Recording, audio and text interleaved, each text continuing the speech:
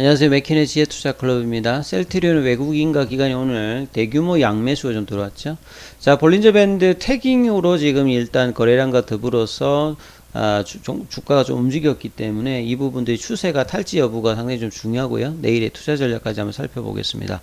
먼저 차트를 통해서 보면 수급 상황을 딱 보시게 되면 외국인들이 24만 주 넘게 샀죠. 예, 기관 쪽에서도 3일 연속이고 오늘 17만 주를 사면서 개인들 오늘 22만 주를 조금 팔았어요.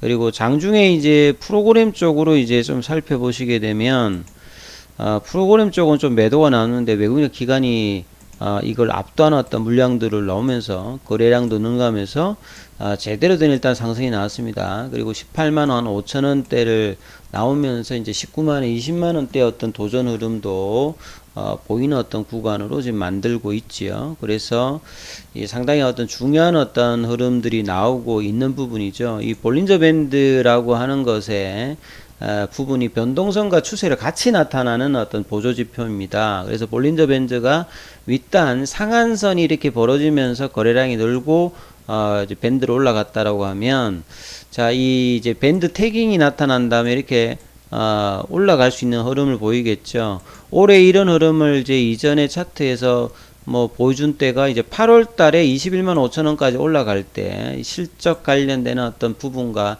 이 당시는 이제 기관들이 리포트를 상향으로 목표가를 뭐 SK증권가는 30만원까지 올릴 때의 어떤 부분이 나타났던 겁니다. 그 뒤로 또 이제 금리 인상으로 목표가들이 좀 내려왔긴 내려왔습니다만 밴드 태깅이 나타났던 때가 8월 달이었고요. 그 다음에 이제 6월달, 7월달에도 이제 밴드 태깅이 나오다가 밴드 태깅이 이제 계속 진행이 되려고 하면 최소한 이제 20일 이평선 위에서 나타나야 되는데 이렇게 뭐 나타나다가 일단 내려가는 거죠. 그리고 이제 보시게 되면 3월 달에 이 회계 이슈 논란 관련되는 부분이 이 당시도 좀 있다가 이제 그 뒤에 블록딜 관련되는 부분 이야기 나오면서 좀 아쉬웠던 부분이 나왔는데요. 그래서 올해 사실 추세로 나타나려고 하는 시도들이 몇 번 있었습니다만 번번이 실패로 좀 돌아갔죠. 그래서 좀 8월 달에는 기관들도 좋았고 사실 7월 달, 8월 달, 9월 달에 외국 기관들의 수급들이 좋았기 때문에 저때 흐름에서 사실 20만 원대를 유지하면서 흐름을 좀 내야 되는 어떤 상황인데 그 뒤로 또 힘없이 30% 이상 정도 좀 빠졌다가 지금 바닥권에서 나름 좀 거래량을 좀 많이 확보하면서 이런 부분들이 주봉에서는 좀 어느 정도 패턴이 만들어진다고 그랬죠. 올해 1월 달부터 해가지고 빠져가지고 요런 이제 인버티드 헤드 앤 숄더 형태를 만들고 있는데 아직 이제 거래량이 막 늘어난 건 아닙니다만 주봉상에서는 바닥 패턴들을 계속 만들어내고 있다. 그리고 월봉상에서 중요한 패턴들 2013년 거의 한 10년 동안에 월봉이 전환하고 난 다음에는 한 번도 주가가 안 올라갔던 적은 없어요. 거의 10년 동안 4번의 어떤 상승 흐름에서 요 캔들 아래로 월봉으로 찍히는 이게 추세 전환 어떤 흐름의 보조지표거든요. 그래서 이 부분을 본다면 이렇게 급등을 했던 2017년, 2018년, 2020년 코로나 때 이때는 이제 뭐 코스피 이전 그리고 2013년대는 뭐 램시마가 유럽에서 허가를 받을 때고 2015년도부터는 본격적으로 램시마가 유럽에서 점유율을 높일 때고 2016년도에 이제 FDA에서 또 그 허가를 받을 때죠. 그러면 이제 지금은 사실 이제 그 뒤에 셀트리온이 실적이 뭐 이렇게 꾸준히 상승했고 그동안에 좀 부담이었던 회계 이슈 논란도 올해 이제 일정 마무리를 했고 성장성 어떤 둔화 관련되는 부분들도 이게 램시마 SC와 루플라이마 그리고 이제 헬스케어의 어떤 직판 체계 이런 부분을 본다면 장기적인 어떤 다음 단계의 어떤 컨텐츠 점프를 준비할 수 있는 단계인데 주가는 상당히 이제 싼 영역에 지금 들어와 있는 거죠. 항상 뭐 18만 원대 미만은 싼 영역이라고 저는 이제 보여지는데 그래서 뭐 16만 원권에서 락바텀 가격을 이루면서 수급의 어떤 견조함을 타면서 장기적으로는 이제 20만 원대가 이제 올라가야 이제 제대로 어떤 이제 가격 흐름에 가는 거고요. 그리고 이제 올해 말이나 내년도까지 본다면 25만원대, 30만원대의 흐름들을 볼 수 있는 어떤 부분들은 분명히 좀 나타난다. 이렇게 봐야 되겠죠. 이 기사가 이제 추가된 것들을 좀 살펴보면 특별한 기사는 없는데요. 이 작년도에 이제 코로나 때 한참 됐던 게 이제 뭔가 시장에 주도주가 나오면 이런 신조어들이 나오잖아요. 뭐 BBIG라고 하는 것들, 예, 그 중에서 대부분 다 성장주잖아요.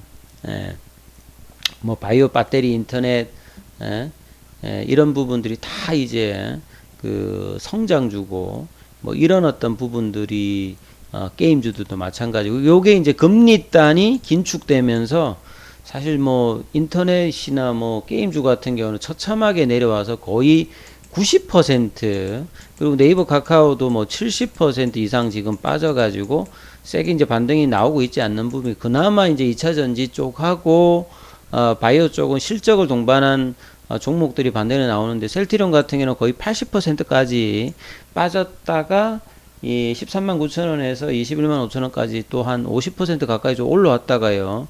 이런 어떤 흐름들의 바닥권 변동성을 좀 보여주고 있습니다. 시총도 많이 빠져나 있는 상태입니다만 실적이 동반되기 때문에 장기적인 부분들은 회복을 할 거라고 보여지고요. 사실 미국의 증시에서는 바이오주들이 시장 대비해서는 굉장히 선방을 하고 있어요. 일라일리라든지 리제론이라든지 종목들이 시장은 좀 빠져도 이 종목들이 견조한 흐름들을 계속 보여주고 있는데 국내 기업들은 이런 부분에서도 좀 많이 못 따라가고 있는 상황이에요. 빠질 때는 같이 따라가다가 올라갈 때는 또 이제 또 차별화를 보여주고 있는데 그래서 장기적인 부분들은 본연의 어떤 가치로 다시 이제 멀티플이 상향이 될 어떤 지점이 나올 거다 이렇게 보여집니다. 그리고 이제 그 직판 관련되는 부분들도 보통 이제 우리가 신약 관련되는 부분이나 바이오 시밀러도 마찬가지인데 항상 이제 국내에서 말고 이제 해외에서 팔 때는 세 가지 부분을 항상 시장에서 비판을 하는 것 같아요. 첫 번째는 약을 만들 수 있느냐.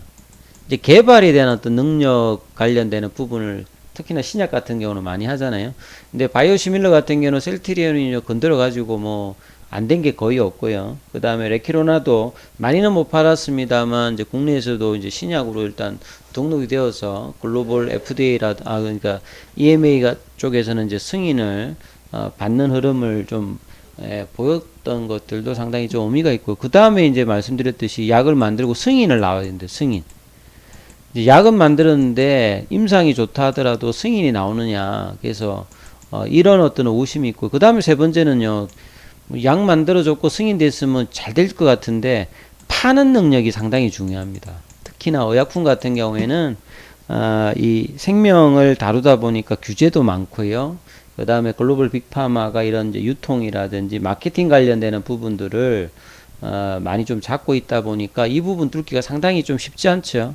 그래서 셀트리온이 이 부분에 대해서 가장 먼저 이 직판 관련되는 부분에서 조금 이제 신경을 쓰고 있다. 왜냐하면 원체 이제 한참 때는 거의 뭐 한 50% 정도를 뭐 떼줘야 되니까요. 처음에 이제 네임밸류도 없고 팔기가 힘들기 때문에. 근데 요런 어떤 과정을 쭉 이제 진행을 하면서 이 유럽에다가도 이제 14개 법인도 설립을 하고 2019년도부터 해서 인원도 좀 늘렸으면서 2020년도에는 엠시마 SC를 직판으로 이 판매를 시작해서 좀 좋은 성과를 지금 현지에서 보여주고 있죠. 그래서 이제 셀트리온 헬스케어가 미국 쪽에서도 기존에 이제 셀트리온 USA를 인수하면서 이 내년도부터 직판의 어떤 부분들을 좀 보여주는 어떤 기대감들이 있다. 직판이 성공한다는 말은 여러 가지 이제 개념이라고 봐야 됩니다. 수익성 관련되는 부분은 당연히 좋아지는 거고, 이런 또 유통망을 깔아가지고 뭔가 이렇게 거래가 체결이 되고 헬스케어가 이 부분을 한다라고 하면 헬스케어 가치가 좋아지고, 합병 비율에서도 이제 조금 이제 시장의 우려를 완화를 할 수가 있고요. 그 다음에 향후에는 뭐 셀트리온의 어떤 제품뿐만 아니라 나머지 회사의 어떤 제품까지도 이제 건들 수 있는 플랫폼의 어떤 확장까지도, 그러면 그게 이제 기업 가치의 장기적인 어떤 성장이잖아요. 그러니까 여기에 들어가는 어떤 판관비가 나온다 하더라도 사실상 이제 올해 내년 향후에 계속 펼쳐지는 직판으로의 어떤 부분이 발판을 어떻게 맞느냐가 가장 이제 향후에 셀트리온의 어떤 기업 가치에서도 중요한 어떤 부분이고, 그 도전을 사실 지금 일단 회사 차원에서는 하고 있다 이렇게 봐야 됩니다. 그래서 지금 기존에 했던 부분뿐만 아니라 이제 향후에 이제 승인받는 약물들 관련되는 부분에서 이제 느리죠. 그래서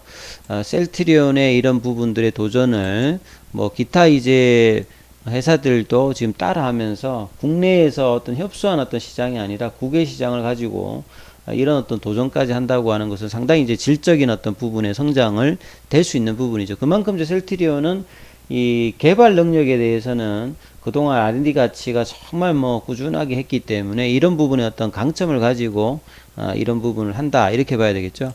그 다음에 이제 이 세계 뭐 바이오 서밋 관련되는 부분인데, 요거는 이제 오늘 뭐 개최됐는데 이 WHO하고 같이 하죠. 그리고 이제 여기에 빌 게이츠가 뭐 온다 안 온다 이런 말이 있었는데 그런 부분은 좀 없는 것 같아요.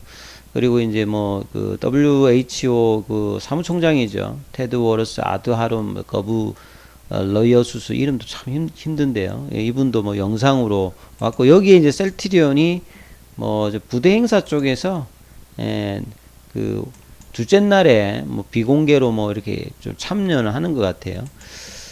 네. 이 백신 이제 뭐 바이오 관련되는 부분. 그리고 이제 또 기사가 또 나왔던 부분이 뭐 오후에 나왔던 기사입니다. 영국 정부와 뭐 대립각이 있다. 그래서 뭐 내용을 좀 살펴보면 이래요. 영국이 이제 전 세계적으로 이제 이 그 의료 관련되는 부분의 시스템이 크게 네 가지가 있는데, 영국이 좀 자랑하고 있는 게 이 국가보건 시스템입니다. 뭐 NHS라고 하는 건데, 근데 이게 이제 보통 의료보험료로 이게 그 치료를 그 재원을 조달하는 게 아니고요. 대부분 조세로 해요. 그러니까 사실 영국의 어떤 건강 그 국가보건 시스템 그 서비스 같은 경우에는 이 조세로 하기 때문에 사용하는 사람들은 이게 부담이 좀 덜한데요. 여기가 이제 인력 충당이라든지 재정에 관련해서 상당히 좀 부담스러운 어떤 부분이 있거든요. 그러니까 여기 어떤 시장의 기능을 넣어서 하는 시스템이 아니다 보니까, 그러다 보니까 이제 재정 충원을 위해서 2019년도에 도입된 게 유명 제약회사 약품 가격 책정과 이용성 관련된 제도.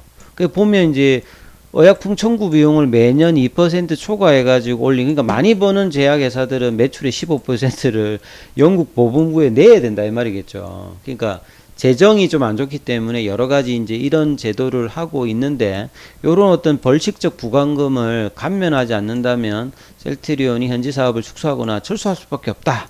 요런 어떤 부분의 어떤 내용이 나와 있는 겁니다. 그래서 이 셀트리온 헬스케어가 앞서 이제 영국 그 당시 보건부 장관에게 바이오시밀러 의약품을 그 더 이상 공급하기 없을 것 같다. 뭐 이런 식의 어떤 이야기가 나왔는데, 리베이트 부담이 이제 증가할 거라는 전망에 선제적으로 뭐 대응을 했다. 그래서 영국 제약업계도 이 부분에서 정부에 대해서 비판의 목소리가 나오고 있는 거죠.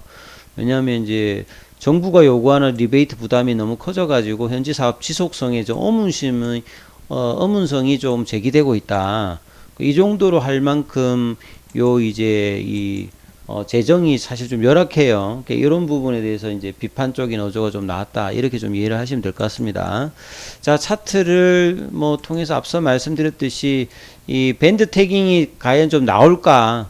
예, 나올 수 있으면 상당히 좀 중요한 부분이고, 계속 이제 수급의 어떤 변화가 있지 않으면서 지속적인 어떤 3분기 실적 어떤 기대감과 이 부분들이 이제 좀 기조를 뭐 올해 4분기 내년 상반기까지 끊임없이 괜찮거든요. 그리고 이제 주가는 이제 낮은 어떤 위치에 있기 때문에 뭐 18만원 밑단에서 16만원, 17만원대 사는 데 대한 어떤 부담감은 기관이나 외국인들이 전혀 지금 가지고 있지 않는단 말이죠. 그래서 장기적인 어떤 부분에 문제가 지금 특별히 없고 저평가 영역이라 보여지기 때문에 이 부분들이 어느 정도까지 좀 끌어내느냐가 향후 주가에 뭐 가장 중요하니까 이 부분들 좀 참조하시면서, 자, 20만원대 도전이 어떻게 좀 되는지 이 부분들도 이제 향후에 좀 주목하셔야 될 것 같습니다. 여기까지 하겠습니다.